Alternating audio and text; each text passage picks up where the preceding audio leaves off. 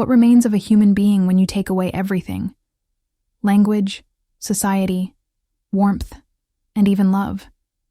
In 1797, in the icy depths of a French forest, hunters found the answer. And it was terrifying. The year was 1797. France was still recovering from the bloodbath of the Revolution, trying to rebuild itself on pillars of reason and science.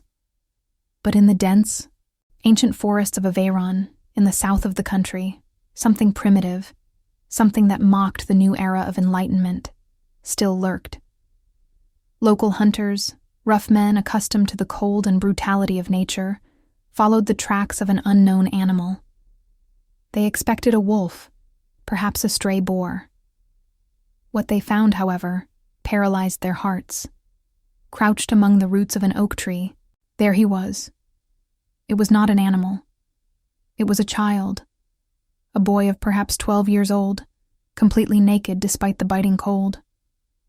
His body was not that of a village child. It was a tapestry of old and new scars, his skin thick and dirty. His hair was a tangled mass, and his eyes showed neither fear nor curiosity. They showed only vigilance. The capture was chaotic. The boy didn't scream for his mother. He didn't cry. He bit, scratched, growled, and fought with a savage strength that belied his size. He moved on all fours with disturbing agility. When they finally subdued him, the silence that followed was more deafening than the struggle. They had captured a creature of the forest, a lost soul that it seemed had survived for years alone, feeding on acorns, chestnuts, and raw roots that it unearthed with claw-like nails. Dragged to the nearest village, the wild boy ceased to be a forest anomaly and became a terrifying public curiosity. He was thrown into a shed where villagers gathered to poke him with sticks, laugh at his condition, or recoil in fear. What was most shocking was not his nakedness or his filth. It was his complete and utter indifference to the human world. The Aveyron winter was brutal, with snow covering the ground, but the boy seemed unmoved. He was seen walking naked in snow-covered courtyards, his thin body not even trembling, while the villagers watched, bundled up in thick wool, from their windows. He did not respond to names, did not understand gestures of kindness or threat. When frustrated, he thrashed and bit. When calm, he sat and rocked, his eyes fixed on something no one else could see. For the superstitious peasants and the local priest, the conclusion was obvious and terrifying. That being had no soul. He was an animal in the form of a man. Or perhaps, as they whispered, an idiot, a term of the time for someone considered mentally empty, devoid of the divine spark that defined humanity. But France was no longer a kingdom of superstition. It was a republic of philosophy. News of the capture of the creature of Aveyron traveled fast, inflaming the salons and universities of Paris. In the post-revolutionary era, obsessed with the age of reason, the wild boy was not merely an aberration. He was the ultimate test. Philosophers debated fervently. Was he living proof of Jean-Jacques Rousseau's noble savage, man in his pure state of nature, uncorrupted by society? Or was he proof of John Locke's tabula rasa, a blank slate, waiting for society to write on it? Or, as the most cynical feared, was he simply proof that without society, man is nothing more than an animal? He was transported to Paris, a traumatic journey of hundreds of kilometers. The boy, who knew only the silence of the forest, was suddenly thrown into the epicenter of the noise, smells, and chaos of the largest city in Europe. He became a spectacle. In Paris, the boy was handed over to the greatest names in science. The first to examine him was the legendary Philippe Pinel, the man who, years earlier, had made history by freeing the madmen from their chains in the Bicêtre asylum. Pinel was the greatest psychiatrist of the time, a man of methodical observation and compassion, by the standards of his time. He spent weeks observing the boy. He tested his reactions, his hearing, which seemed attuned only to sounds of nature, such as the cracking of a nut, ignoring a gunshot next to his head, and his interaction. The boy remained distant, swaying, apathetic to Pinnell's efforts.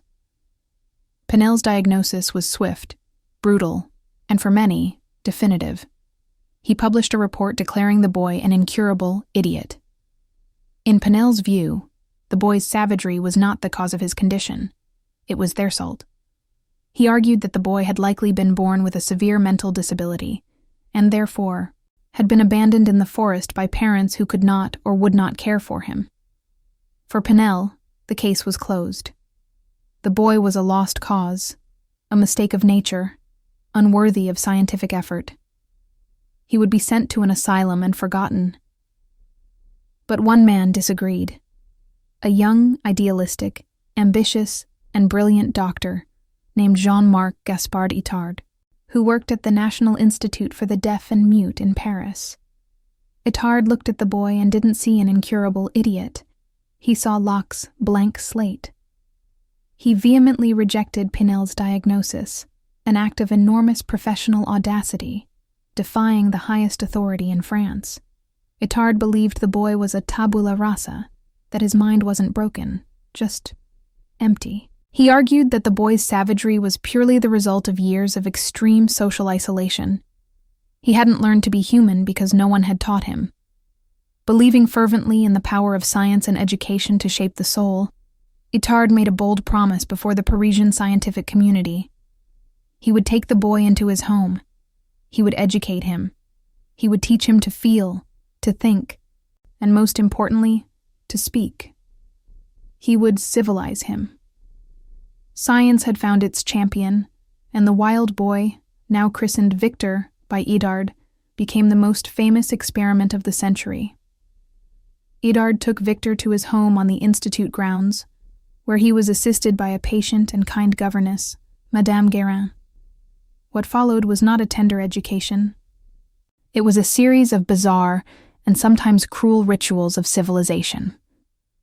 Itard, a dedicated empiricist, believed he needed to awaken Victor's senses, which he believed had been dulled by life in the forest. To teach Victor about temperature, Itard subjected him to shocking extremes. Scalding baths that made the boy howl in pain, immediately followed by ice-cold baths. He tried to teach him empathy through fear, locking him in a dark cupboard when he disobeyed, and then pretending to cry to see if Victor showed remorse. The greatest efforts, however, were concentrated on speech. Itard spent hours a day trying to force Victor to articulate sounds. He held the boy's chin, moved his tongue, tried to mold his lips into the correct shapes for vowels and consonants. But Victor's throat, accustomed only to grunts and howls, refused to form words. It was an exhausting and frustrating process, more like training an animal than educating a child. And yet, amidst these rigorous experiments, something remarkable happened. Victor began to change, thanks mainly to the constant care of Madame Guérin, who offered him a simple and unconditional affection that Itard, in his scientific obsession, could not. Victor began to show signs of humanity. He learned to wear clothes without tearing them, although he often tried to run off into the snow naked. He learned to eat with cutlery instead of with his hands and mouth directly from the plate. He demonstrated a clear preference and genuine affection for Madame Guérin, running to greet her and showing distress when she left. He even showed flashes of intellectual understanding. In a famous experiment, Itard managed to teach Victor to associate objects with their written names. He would spell L-A-I-T, milk, with metal letters, and Victor would correctly bring a cup of milk. He understood symbolic written language. It was a triumph for Itard. But this triumph highlighted the most crucial and maddening flaw. Although Victor could to read, he couldn't pronounce the word milk.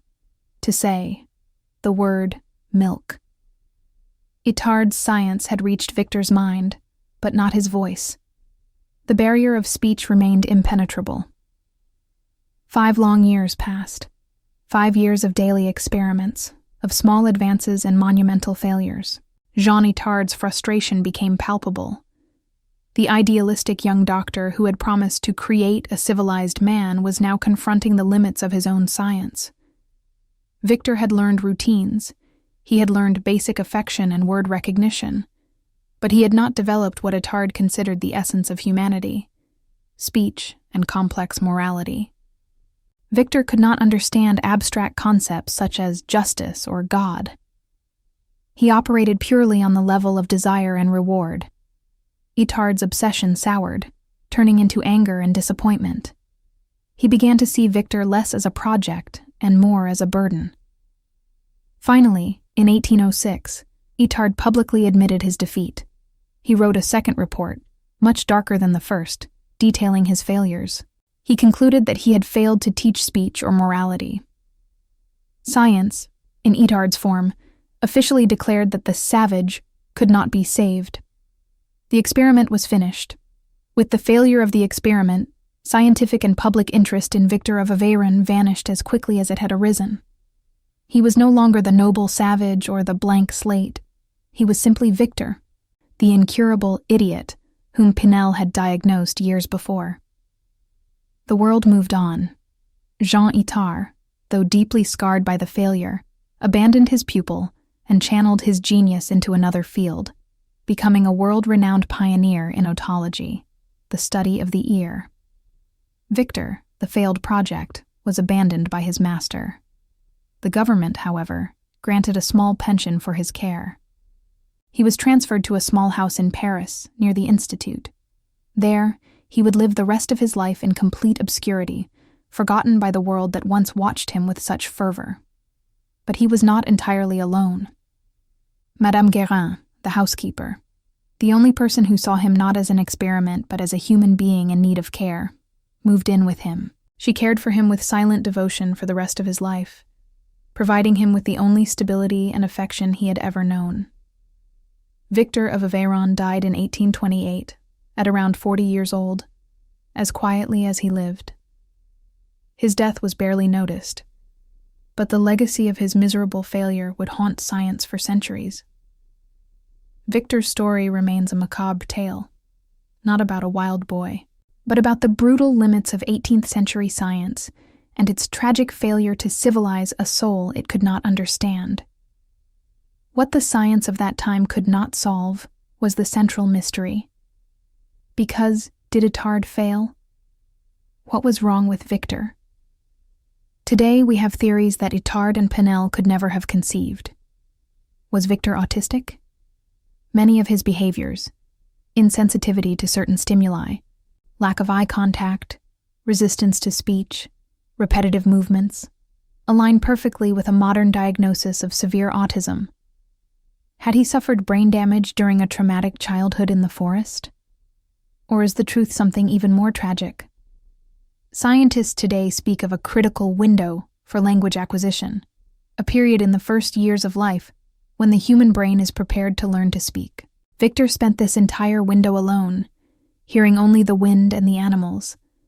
Perhaps his brain was perfectly healthy, but the door to language, having remained closed for so long, simply locked itself forever. He was a prisoner in his own mind, a man forever caught in the twilight between nature and civilization, belonging to neither. If you were moved by this story, please like, subscribe to the channel, and comment below what you liked most.